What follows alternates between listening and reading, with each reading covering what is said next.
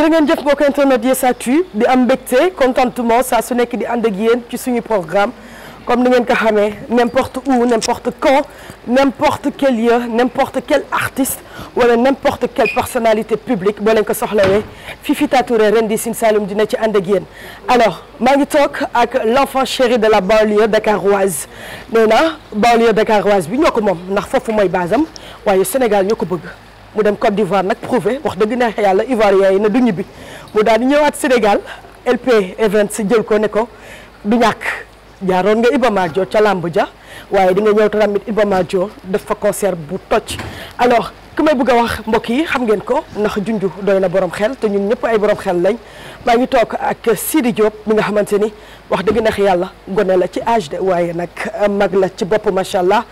Il est exactement 4 heures suivi de 20 minutes ñoo ngi fii toog du ma wax nag fi ñu toog ndax dañ ciy def code waaye di lu tax may préciser heure bi rek mooy liggéey bi nga xamante ni mu ngi koy liggéey ñun ñu fekkee ko ñu war ko seede donc Sidi Diop ñoo ngi lay féliciter encore une fois de plus di la bàyyi nag nga nuyoo ak internet Yes Actu tey nag soxlawuñ sa jaar-jaar. xam nañ sa jaar-jaar. topp nañ la fu ne sa début ba fi nga toll Sénégal ñëpp xam nañ ko ci événement bi la ñuy ñëw directement. waaye balaa ñu ci ñëw nuyoo ñu lay seetaan. waaw asalaamaaleykum waa Sénégal. asalaamaaleykum àdduna. maa ngi lay nuyu tout d'abord yow Fifi. maa ngi lay fay. la reine du Sine Saloum comme ni nga ko waxee léegi. neex na ma lool tur boobu. merci. maa ngi lay wax nga dal jàmm. merci di nuyu képp koo xam ne yaa ngi toog di ma seetaan tey soppe Sidi Diop. maa ngi lay jox sama loxo di la nuyu di nuyu suma papa. di nuyu suma yaay ndax ñoom ñooy samay première fan suma rakk bu jigéen.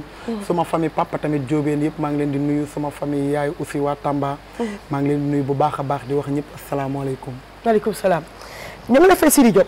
je l'ai dit tout à l'heure soxlawuñ sa parcours boo yeewoon xale léegi nii mu waxal la sa parcours wax dëgg nax yàlla li nga xamante ni moo indi débat ba nga xamante ni jël na buzz ndeyloo bi buzz mère Binta Faye ñi nga xamante ni dañ leen di bégg ndax da nga ñàkk ki ñaan say statut dañ koy seetaan dañuy gis képp koo xamante ni rek yaa ngi buzz da nga koy félicité donc fu mu toll nii le 31 décembre tëj na ñëpp octobre 31 octobre du moins tëj na ñëpp tënk na ñëpp Sidi Diop balaa ñuy ñëw ci date 31 octobre bi LP Events nan la def ba décroché la waaw LP Events nag man ak ñoom xamante wuñu woon.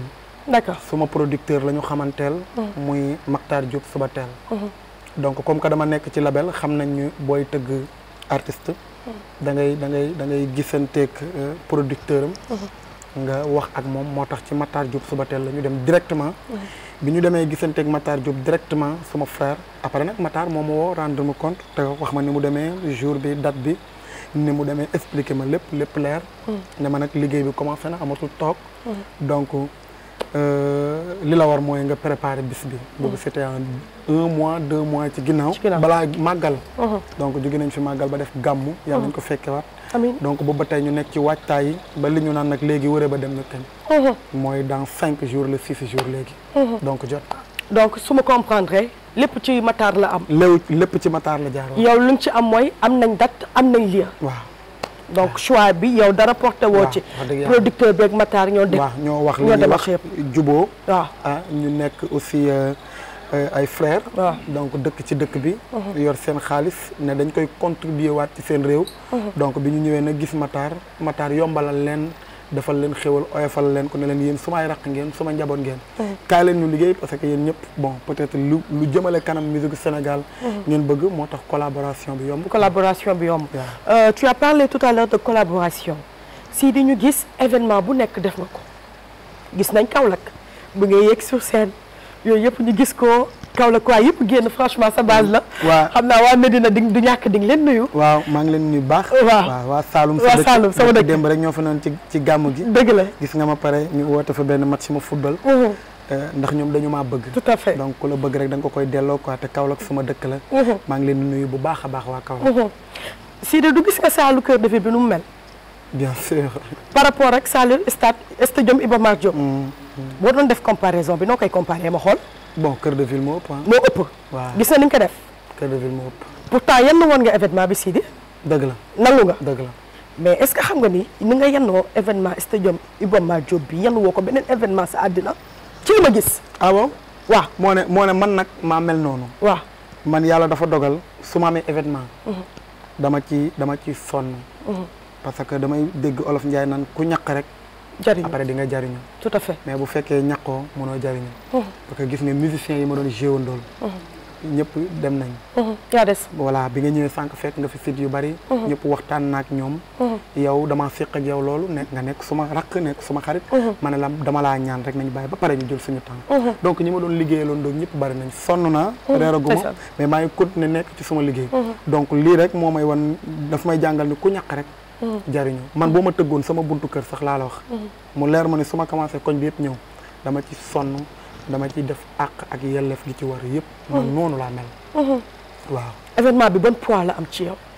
bon du ma ne poids nag du ma ne poids réussite laa ci bëgg. waaw nit lu muy dugg rek réussite la ciy bëgg parce que boo duggee ci dara rek fan fii ñi ngi xaar te soppe dafa metti quoi. dëgg la waaw man soppe yi laay gën a bàyyi xel. chaque jour rek ñi ngi tu grand place ñi ngi fu nekk di werante ngir suba jëmm ju ñàkk solo ji. donc moo tax bu ma jógee. su ma jubee événement rek je me bats corps et âme pour réussir ko. mais aussi noonu yaa ngi toog di la xaar. donc xam nga. kon si di yow da ngay bàyyi xel noonu. mais bien sûr da lay may jom tey ji boo tëddee ba caag xalaat noonu rek day tax nga jóg góorgóorlu même bu dul sax ci musique que mu doon footballeur bi basketteur bi animatrice bi kum ci muntu doon ci àdduna jaaykat bi nekk ci bopp koñ bi sax dafa war a di xalaat noonu. waaw parce que Youssou nee na. bul gëstu bul sóoraale waaye dee leen bàyyi xel. waaw bul toppatoo waaye nag dee leen bàyyi xel. loolu c'est très important ci ndaw. ndaw dafa war a toog ba ca xalaat noonam mu jug dem liggéeyi. waaw ndaw bu dul xalaat noonu rek baaxul quoi. day tax nga gën a góorgóorlu loolu la mais du yenn événement wala dara mais damay xam ne am na ñu ma bëgg. ñoo xam ne xaw ma leen sax. ñi ngi jënd seen billet fu mu toll nii. ngir suma jëmm ji. te amaana bu ñu ma gisee ci kaw seen kañ lañ may gisaat day yàgg. mais kooku xaalisam boobu mu liggéey. lijjanti ko pour ñëw fekk ma Iba Mar xaw ma nu mu def ba am ko. donc bu ñëwee daf lii nga gis nii la war a gis. daa war a gis ni mais fii li muy sonn naa gis nga li mu joxe ci kaw seen bi. loolu mooy doon mbégteem. looloo tax su ma amee événement ma koy doxalee nii man ak sama xarit. wax nga ci partie ni nga sonnee parce que sa fan si dañuy xaar. naam buñ la gisee balaa ñu lay gisaat yàlla xam. waaye yaa ngi wax tamit également ci partie ñi nga xamante ni tooguñ lu dul xaar. waaw Sidy Diop. waaw affaire yi échoué. waaw yaa ngi sóor loolu. waaw mais day am. leer na ne fu mu toll nii am na ñoo xamante ni commencé nañ bindu toog. ne fiasco am na wala dara am na. munul ñàkk mais xam nga Sénégal yàlla moo yor lépp mooy li ma doon wax sànq rek yàlla li mu namm def na ko ba pare. jaam rek moo sonn ñun nag ay ndaw lañu liggéey nañu. répété nañu. génne nañ ay morceaux. génn def na tabac ci dëkk bi. nit ñi déglu nañ ko cons nañ ko boobu ba tey defaguñu concert. bii nag mooy premier concert ma tuddee ko Bercy Dakar donc nit nag ci liggéey rek nga mën a am jaam sabab loolay def. yàlla nag mooy maye. te nag dañ koy ñaan nag bu bis baa mu def li gën ci ñun. mooy ñu réussir ko. ci jàmm ak salaam après ñu passé ko dem xooli leneen. voilà léegi yaa ngi wax ma tuddee ko Bercy Dakar. kon turu Bercy Dakar bi moom ci yow la jóge waaw man ci man la jógee. boobu ci yow la jógee njëkk a bind sama statut. après waa LP gis ko ne mais lii nice na après ñu. lan moo la xiir ci Bercy Dakar xanaa Bercy feneen dafay waaj a am ba tax nga ne Bercy Dakar damay laaj. Bercy feneen dafay waaj a am wala. sob nga trop yow xale bu sob nga. non dañuy laaj rek. Bercy Dakar bi xale moom bu sobee. waaw.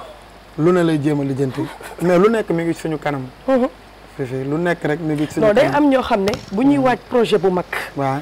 tout le temps ci projet bu ndaw la ñuy commencé. xam nga naan lii du projet bu ndaw. dane borom butiku mbagg boo gis. ay magasin yu ngand moo nekk ci xolam. nangu nañ man bëgg naa jouer sax fu raw Bercy. pour indil ndam musique gu Sénégal.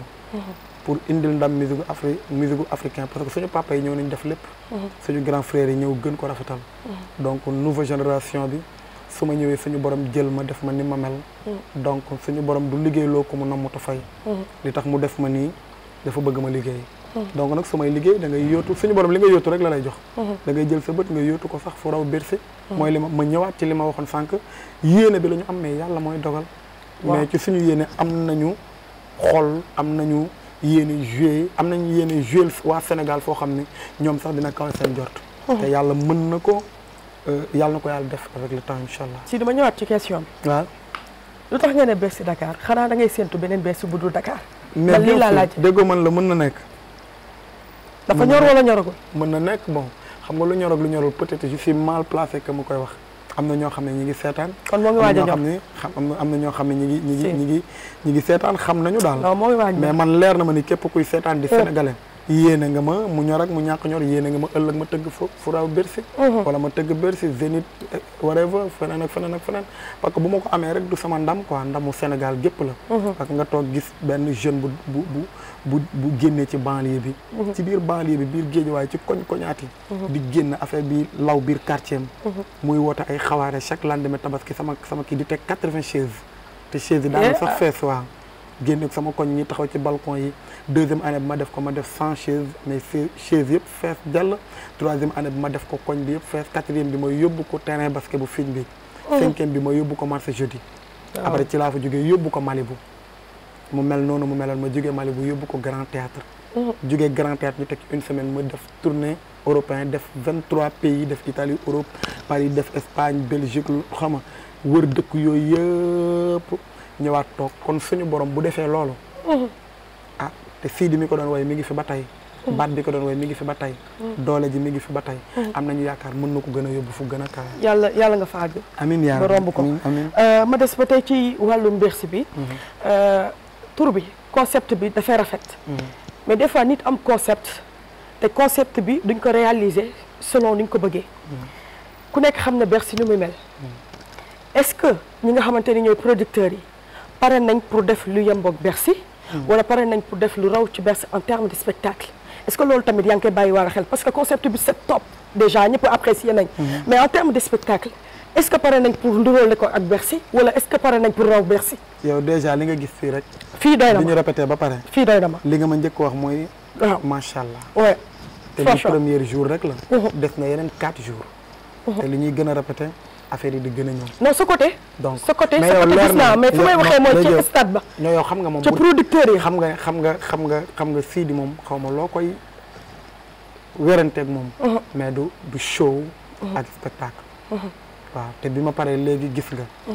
te incha allah lii la ñu bëgg a yóbbul gars yi. te xam nga ne lii buñ ko yóbbu Iba Mar Diop. waxuma la sax Iba Mar Diop mais dina doy waar trop. waaw damay ragal mais di nekk ginnaaw Iba Mar Diop sax di fecc. waaw dina garaaw trop. dina garaaw trop. waaw ñi ngi waajal tamit spectacle question bu ma nekk. fa lay waxee. ñi ngi waajal spectacle boo xam ne da ngaa bëgg spectacle. macha allah billaay wallaay wa taala yi. ñi ngi waajal spectacle bu mag.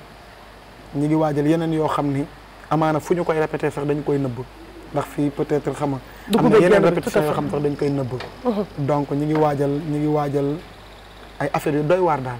ñi ngi waajal tenue de scène yu extraordinaire ñi ngi waajal dugg si yu yéeme ndax chaque guddi balaa ñu tëdd dañu dem ci stade bi xool fi ñu war a jaar ñi ngi ciy liggéey bu baax exactement lii laa soxla nga wax ma lii laa soxla bi effectivement ñu ngi xool ruq-ruqaan parce que sénégalais boo bëgg kumpa Sidi ñi ngi def daal en tout cas daal boo leen lu ma mën a promettre sénégalais yi sama fans yi mooy ku fa ñëw di nga kontaan waaw ku fa ñëw moom di nga kontaan kon mën nañ gis différentes façons wu Sidi te jour bu baax a baax Sidi dina way dina fecc dina chorégraphe dina show ak public bi lii rek laa bëggoon mu nekk kumpa bantu dina way Sidi dina way dina fecc dina chorégraphe dina show ak public bi dina show ak public bi waaw public bi moom damay ki ciy ñëw rek na nga sol lu oyof ndax xam naa ni boo watul di nga ko wañ ba sonn ñaq bi mais Sidi j'ai comme l'impression sonno ak lépp li nga daj nii non xale laa nag fifi man xale laa xale bu ndaw laa tollaguma fu may sonne gars yi bu ñu demul woon léegi mën naa répété ba 7 heures du matin ma dem tëddi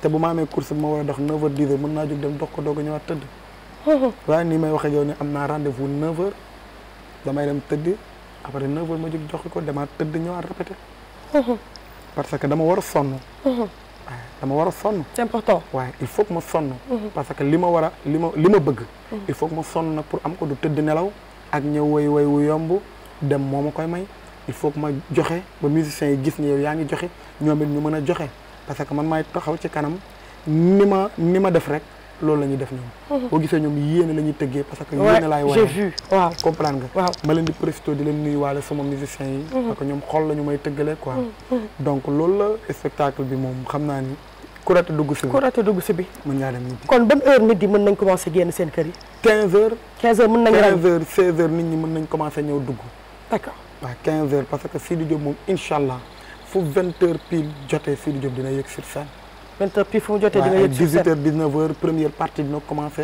exactement ambiance yi asiko yi parce que. voilà artistes yu bari il faut war a jaar. Sidi foofu laa da nga laal li nga xamante ni moom laa bëggoon. première partie bi yow yaa def choix première partie ñuy def première partie. wala sa producteur moo ko def. waaw première partie nag waa LP ñoo invité ñoo ci invité mais tamit ñoom it ku ñu invité rek dinaa jéem a fexelu tout ma ne di sama téléphone woo la ngir mu gën a rafet ngir nga gën a nekk à l'aise am na tamit ñoo xam ni man maa wax sama manager na leen woo mu invité leen comme yenn artistes yoo xam ñi ngi nekk au niveau de la banlieue te xamaguñ leen xam googu ñu ñëw indi seen single playback ñi xamaale leen parce que ce sera en direct sur la 2STV donc bu ñëwee indi seen single ñun loolu dañ ñu ko doon may dara am nga yóbbu sa single playback benn fi xam la te jour boo xëy rek xam beneen nit rek jàppal ne yokku nga donc yooyu yëpp ñu ngi koy def pour may ko yenn jeunes yi nga xam ne ñu ngi suñu ginnaaw te dañ leen a war a xam parce que dañu mën a way tout à fait kon Sidi bu ñu ko jëlee programme moom moo ngi xalaat ci ginnaaw banlieue ba ñu xale yi fa ne gis nga su ma ñëwee Kaolack damay wax promoteur bi képp kuy xale rek Kaolack di way fexeel la tout sama Kaolack mujj bi gis nga ma woo ay booy ñu ñëw def première partie bi donc dëkk bu ma dem dama naan woo leen booy yi dëkk fii ñu ñëw way parce que ñoom it loolu lañ mën a def pour tëll ndax man loolu lañ ma doon defal quoi voilà Sidi nga dem ci koñ boo xamante ni dafa danse et quoi qu'on puisse dire du ma dugg au fond du ma dugg ci yan détails yi nga xamante ni genre mën na indi polémique wala quelque chose du genre mais xam nga ni banlieue bi dañ la bëgg ngay dem ci koñ boo xamante ni xaw na danse parce que dañoo gëm tamit showbiz tey boo amee benn message booy lancé entre sa fans yi nga xamante ni war nañ ñëw parce que comme tu dis xaw nga weex donc quoi qu'on puisse dire parce que nag da nga exister nag da nga ñëw prouver ba bokk ci showbiz bi tey boo amoon message booy lancé ci sa mbokk yi nga xamante ni ñoo nar a jógee banlieue ba parce que xam naa fu mu toll nii ñooy sukatoo billet yi lan lay doon pour bu ñu ñëwee ñu taaral bés bi message boobu lan lay doon sañ sa ba rafet sañ sa ba rafet te ku xam banlieue nag xam leen sañ sa laay lay la ku xam waa banlieue xame leen mën nañ sob sañ sa te yàlla dafa dogal man Sénégal gépp ñoo ma bëgg man je me dis que ni man aw ma noonu waaw te defuma sama xel que ne am naa noonu man ñëpp ma bëgg ndax suma papa yi dañu may ñaanal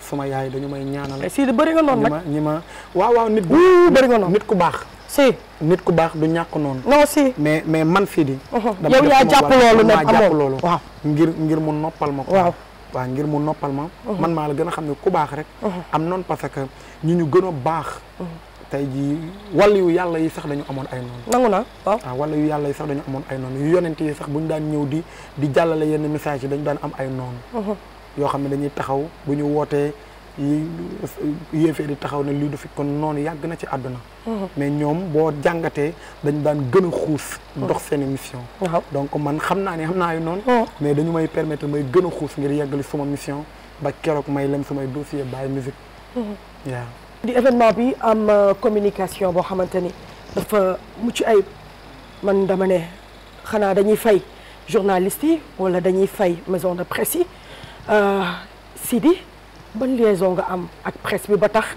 tey ji événement bi ñu gën la ko sonnale parce que partout foo tourner gars yi ñoo ngi dugal sa affiche partout foo tourner ñoo ngi dugal sa ñoo ngi def synap ci sa logo bi nga xamante ni animateurs yeeg rappeurs yeeg yëpp ban genre liaison nga am ba tax tey ñu fay la lii waaw jàmm ak salaam rek parce que ku dul joxe cër kenn du la cëral waaw peut-être dama leen a jox cër rek moo tax ñu delloo ma ko te it am na ci ñoo xam ne sax peut-être duñu gisante lu bari mais dañ ciy jàpp parce que gis nañ ni Sidi c'est un frère donc may profité di leen remercier waale bu baax gis naa presse bi yëpp nag sama li may juum presse en ligne bi yëpp jàpp ne amul kenn ku bindul ci le 31 octobre ñëpp bind nañ ci donc te it dañ ko def rek te yàlla tax parce que gis nañu Sidi jeune la buy liggéey quoi qu'on puisse dire mi ngi liggéey nekk ci yoon di ko ñàkkante di ko xare quoi te ñun mënuñu dem sans presse bi comme presse bi mënul dem sans ñun famille lañu